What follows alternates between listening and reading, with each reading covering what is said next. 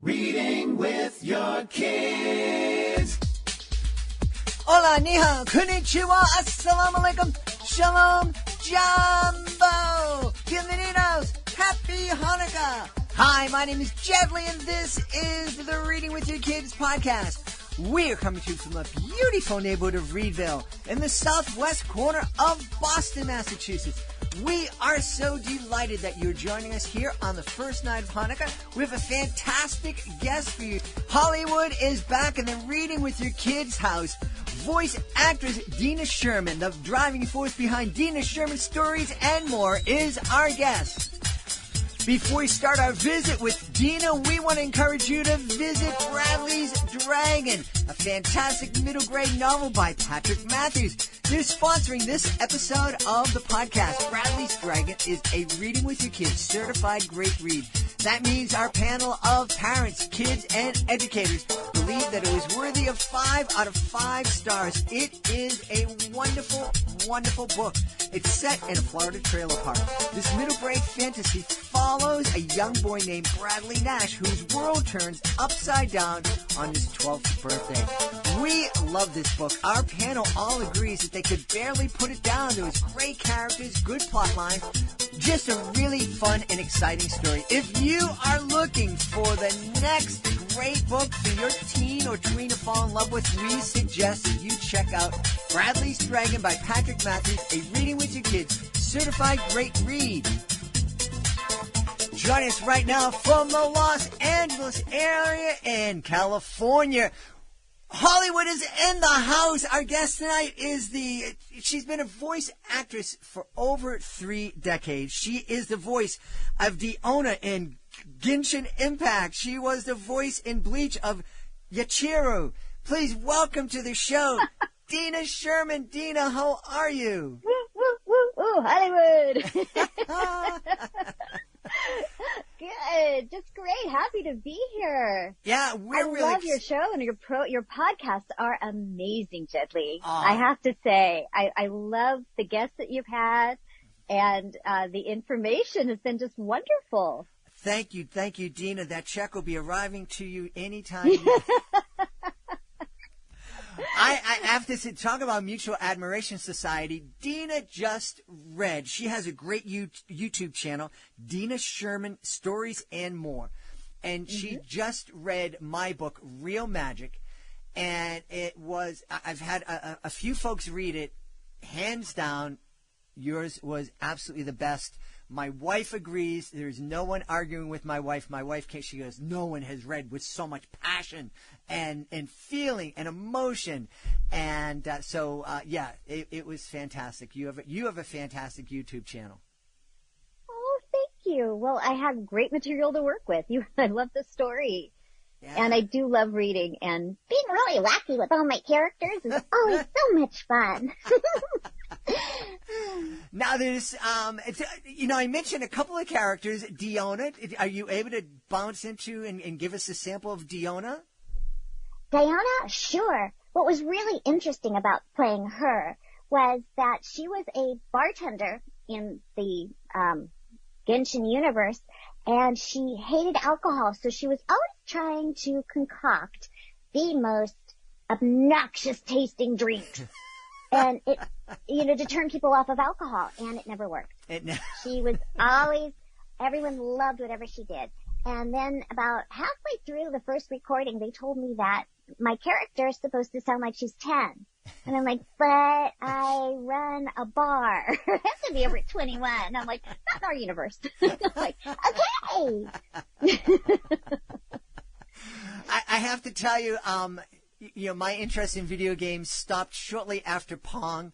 I did kind of the old Sega or Odyssey. I think there was a soccer game that I played when I was coaching and playing.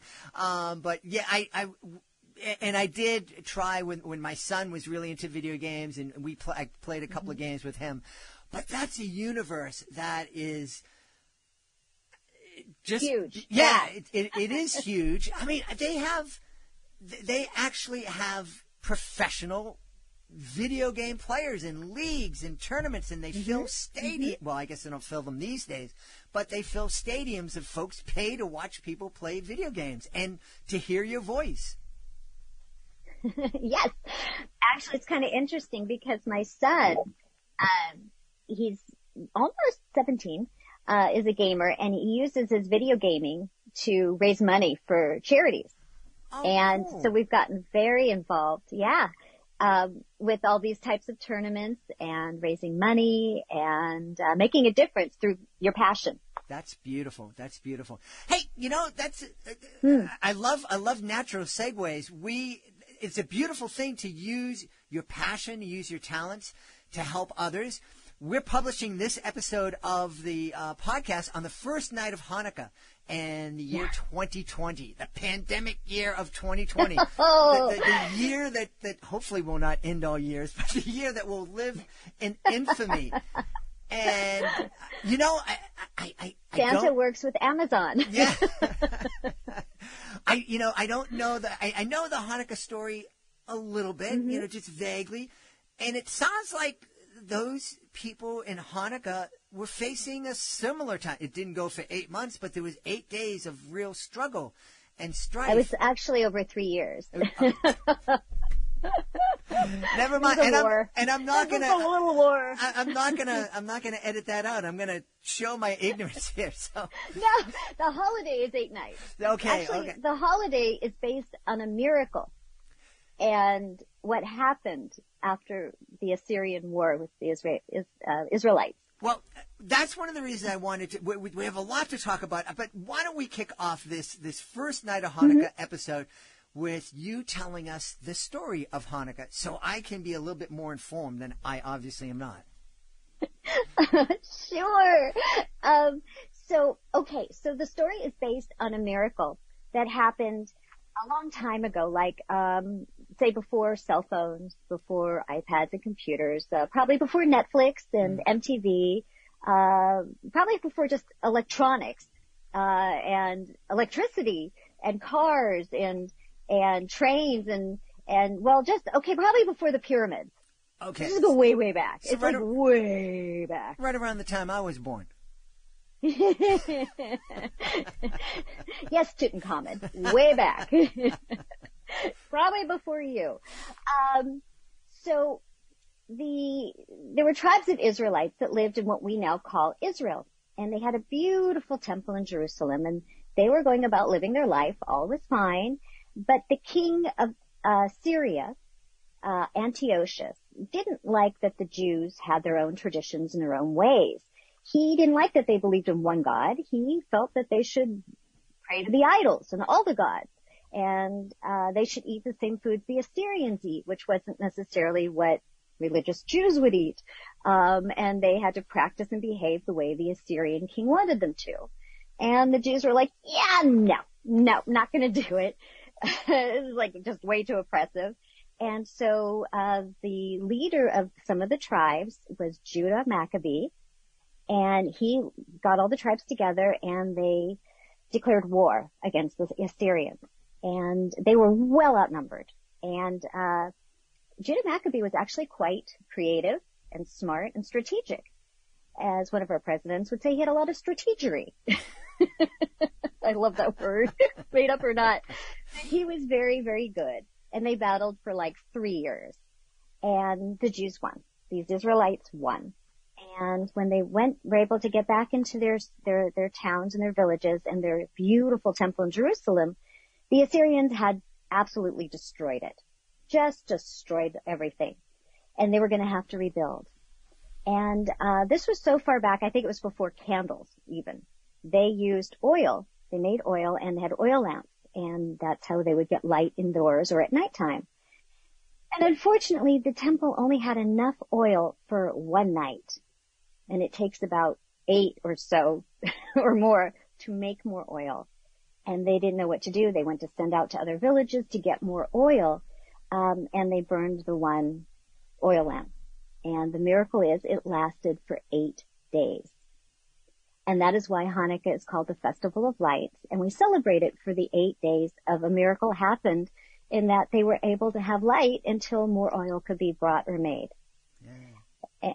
And that's the basic story of Hanukkah. And we have, because we don't use oil anymore to burn, we have what we call the menorah. Mm-hmm. And that represents the 8 nights of Hanukkah, and they have the shamus candle, which is the lighter candle.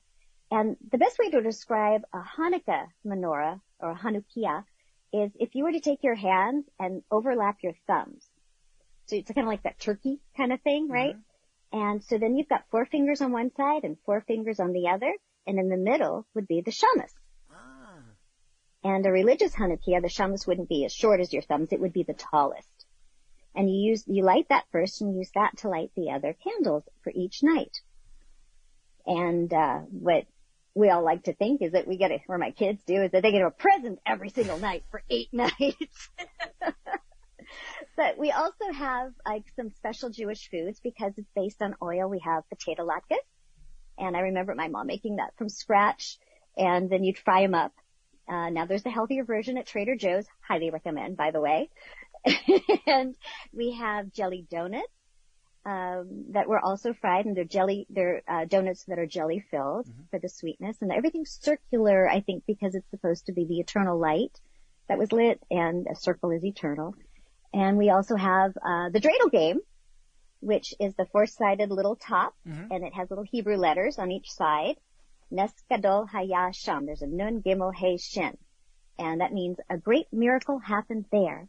And we play the Dreidel Game by spinning the top, and you bet coins. And our coins could either be pennies or the chocolate coins we call gelt. Ah. And those are the ones you could see them in the stores that are foil wrapped with a gold wrapper, and you open it up and there's chocolate inside. That's what we play with. That's neat. And you went Gimel, because then you get everything. But each one has something. You give something, you take something, you get it all, or you lose a turn. Yeah. And that's how you play, in a nutshell.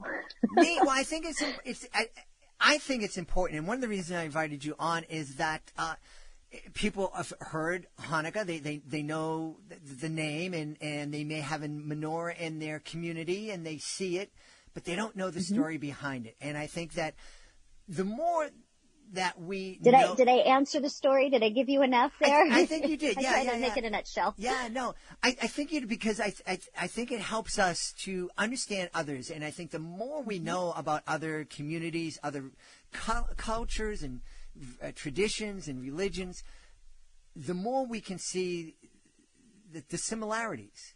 You know, there are definitely differences, but when you get down to it, it's community, it's love, it's family.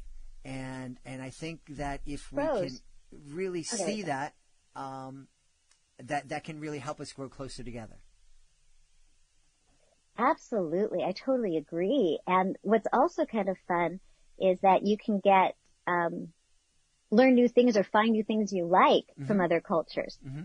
You know, maybe you didn't know those chocolate coins were for Hanukkah, but you like chocolate, you know, and that sounds like fun. And you never thought of getting a potato latke, but Trader Joe's really does have good ones. And I don't work for Trader Joe's. And I know, you know, from other religions in holidays, we all pick up. That's what's wonderful about America, is we're such a melting pot of cultures and families and sharing. And it does. It's like, well, that's what Thanksgiving was, you know, right. Sharing what we have and seeing what you've got.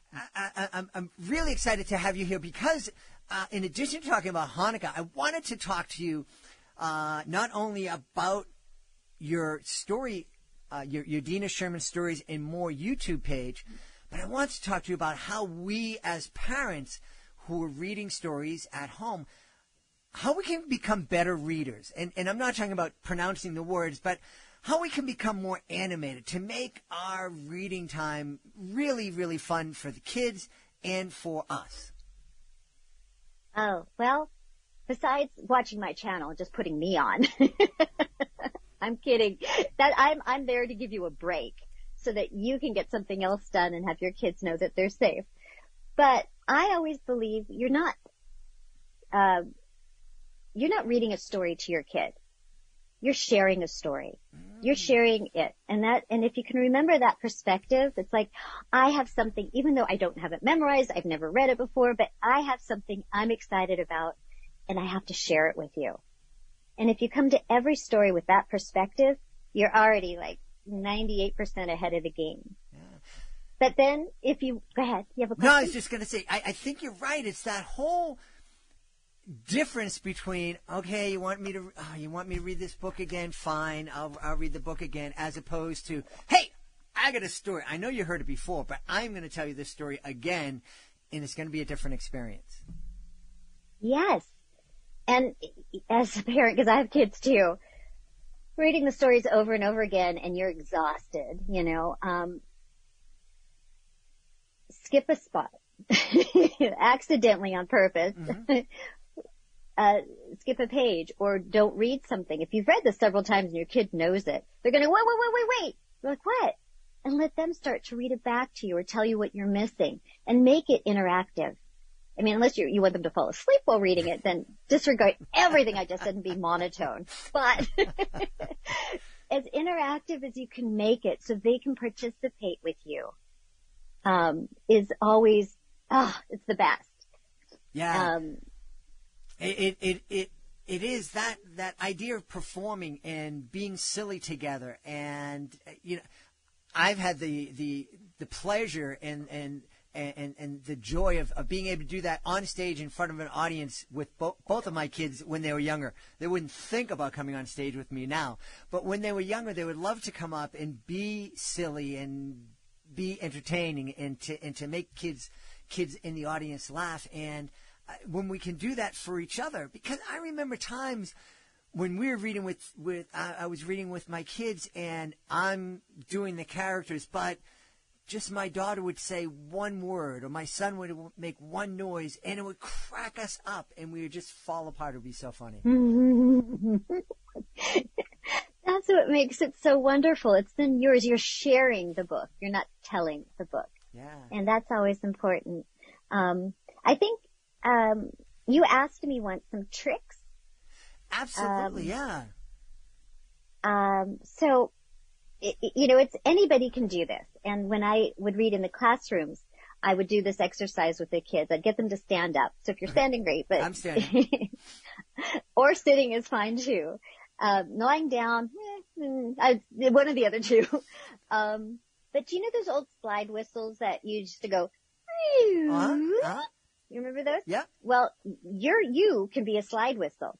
If you think you're sending out, if you were going to just go, right, out the top of your head, it would be the highest voice you could make. Uh-huh. Yeah, anything. It doesn't have to be musical, just a sound. Okay. It doesn't matter. And then if you were to think of it, actually, if you want to do nee, it's fun. So you're like, nee, at the top of your head. Let me try that. You can kind of feel it going out the top of your head. They're like a radar going by. Okay, now skip to the bottom of your feet. Okay. If you were to send that nee out the bottom of your feet, how would it sound? Let's see. Nee. I don't know if it went all the way down on the bottom of my feet, but it was lower. Sit it down as low as you can do it. Okay. There you go. That's perfect. Now the trick, is to take it from the top like the side whistle. So take a big breath and you're going to go at the top of your head all the way down.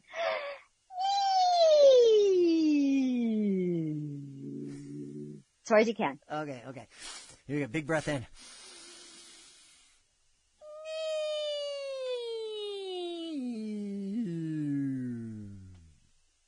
Perfect. Now come back up. Go ahead.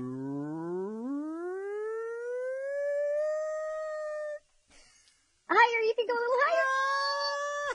E's word. Go E.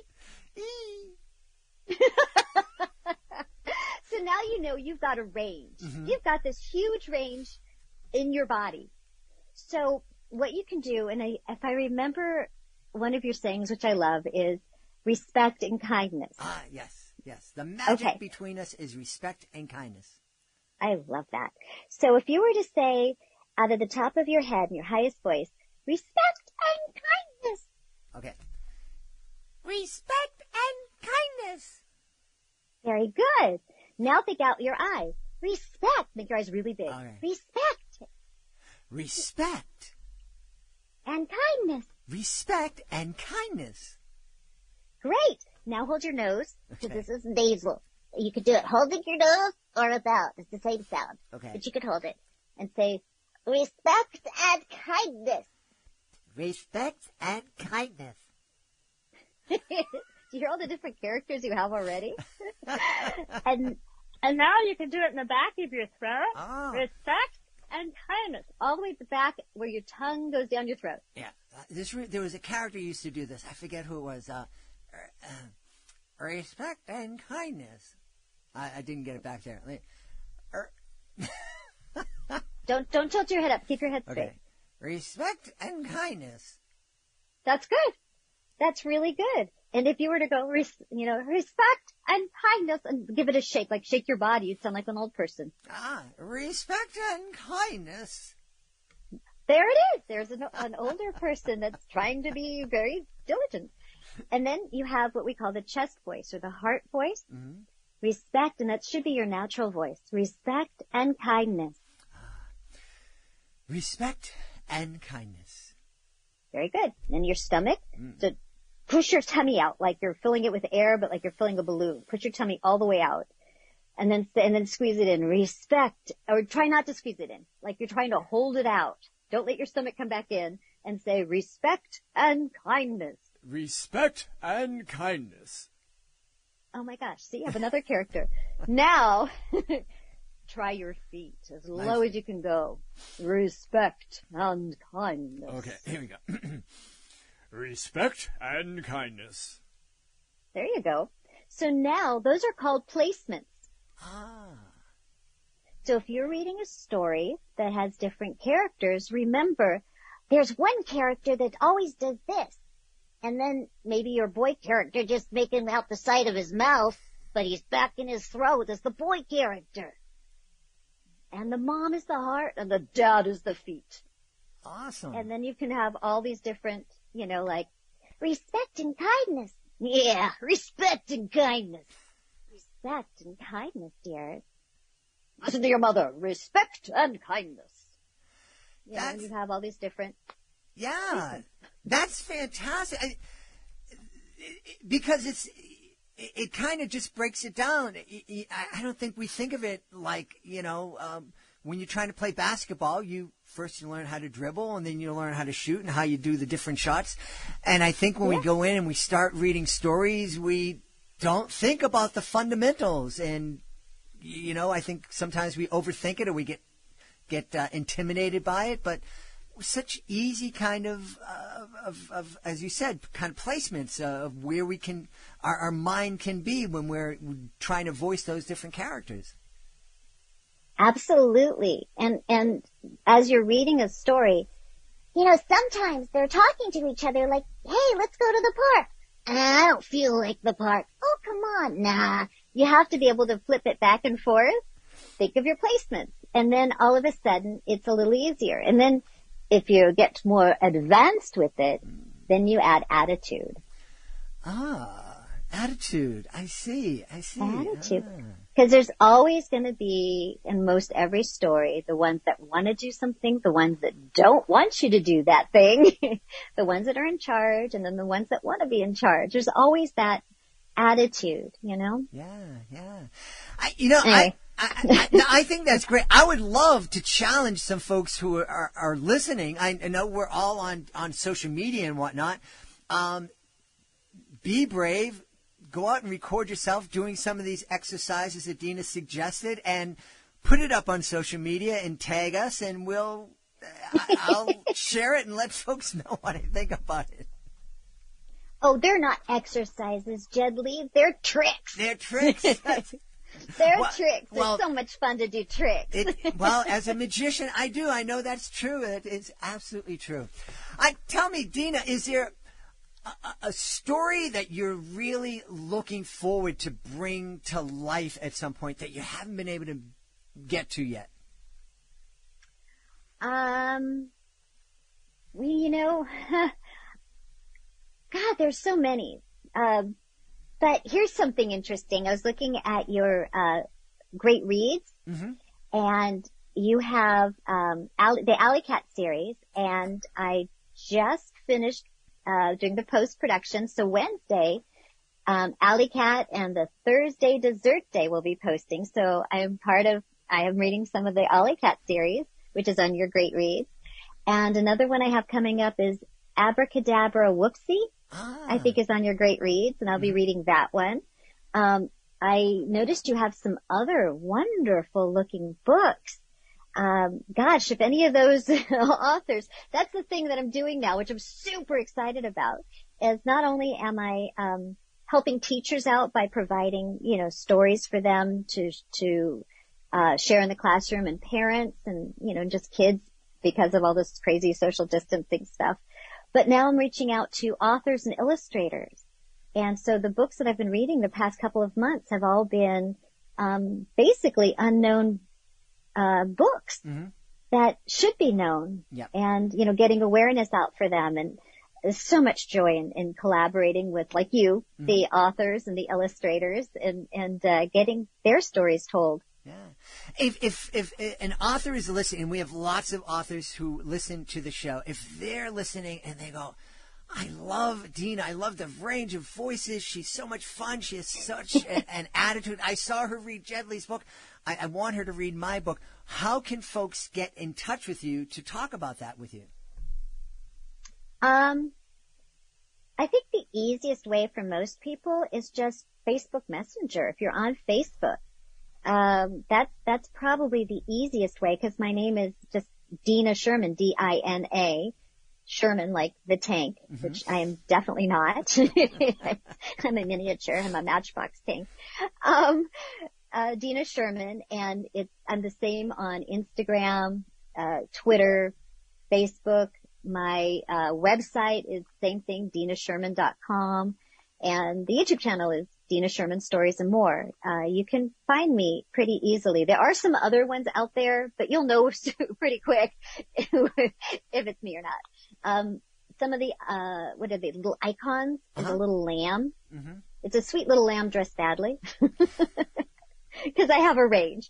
But it was from a Hallmark cartoon I did, and then they just tweaked it so it wasn't so sweet and lovely. And for the Stories and More channel, it's like a caricature of my face. So that's how you'll know you found me, and get a message to me. Yeah. Well, we want to encourage everybody to get out there, subscribe and like Dina Sherman Stories and More on YouTube. Dina, before you go, is there, as you look back at your very long and successful career in Hollywood and cartoons and video games and all those other projects that you've been working on, is there one that was the most challenging for you? Oh, gosh. They're all challenging when you start, because sometimes, anime is a whole different mindset to do that. I do want to mention, though, this wasn't challenging, although it was in some ways, because I had to learn a Dutch accent and a French Canadian accent because I played two characters. But there is a wonderful, wonderful kids animated series based on the ride It's a Small World. It's called It's a Small World, and it's just they're just wonderful. There's like 9 episodes, and I play Harold and Ashley, and they're these they're beautifully drawn. They're short. You can find them on YouTube. Unfortunately, it was part of Disney Interactive or something, and that shut down, and they kiboshed the project. So there's only 9 episodes, but that's perfect for your audience, so they can go find that and enjoy those. Great. For sure. That's awesome. Some of the other stuff I would not recommend because it's like on Adult Swim and.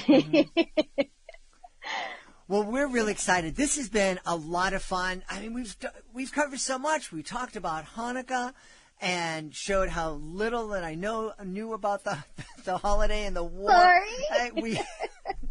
We talked about 8 nights based on a 3-year war. 3-year war. Yeah, I had the 8 nights. I just didn't know the 3-year war. We talked about some great ways that parents can get into characters and how they can bring a lot more life to their storytelling and a lot more bonding time with their kids.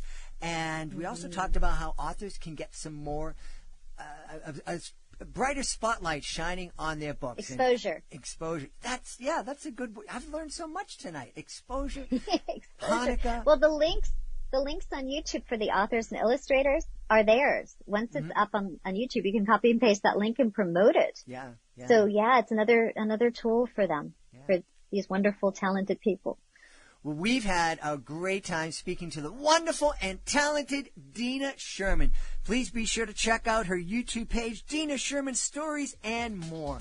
Dina, thanks so much for being with us. It's been a pleasure. Please be sure to join us for the next edition of the Reading with Your Kids podcast. Our guest will be D.E. Knight. That's the next episode of the podcast. If you are the author of a fantastic children's book, you want to check out our Reading with Your Kids Certified Great Read program. We let you know early in the episode that Bradley's Dragon, the sponsor of this episode, is a Reading with Your Kids Certified Great Read. That means our panel of parents, kids, and educators believe the book was worthy of 4 or 5 out of 5 stars, and in Bradley's Dragon, it was 5 stars. And, with that status comes a whole lot of fantastic tools that can really help your book stand out from the crowd of books that are published every single month. Check it out today. Go to our website, readingwithyourkids.com. Click on the Authors Click Here button at the top of the page. Scroll down to Certified Great Reads.